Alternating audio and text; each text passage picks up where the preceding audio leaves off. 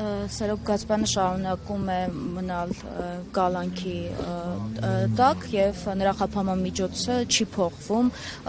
ինչ կարող եք ասել առհասարակ այս գործի մասին, ինչ իշխանազավթման մասին կարող է խոսք լինել և ինչու են իշխանությունները պարբերաբար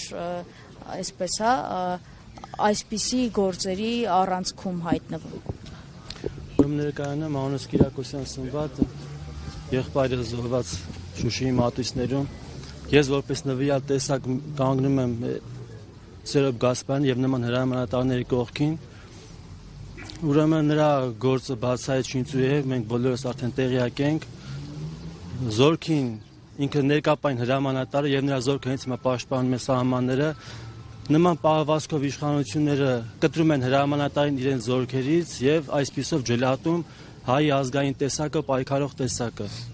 Ինչու վտանգ են տեսնում։ Իհարկե վտանգ են տեսնում, որովհետեւ այսօր ազգայնականությունը շատ ցածր մակարդակի վրա լինելով ընդհանրապես հատուկ այդ մարդիկ են մնացել, նրանց փորձում են սահմանափակել տարբեր շինծ ու դատական գործերով ընդհանրապես կարծիքների վրա հիմնված ցուցմունքների վրա ու այսպես կամ ենթադրությունների վրա ու ժամանակ առ ժամանակ այսպիսի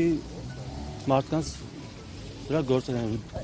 Ինչու են թիրախում հենց այն մարդիկ, ովքեր հայրենիքին ծառայություն են մատուցել։ Որովհետև այսօր նպատակադրված դրսի ուժերից Հայաստանը ջլատել, պայքարող կենտրոնները վերացնել, սահմանափակել, այս կոնկրետ հենց այս նպատակով նրանք փորձում են ամեն դեպքում սահմանափակել հայ ազգային ոգին եւ ուժը։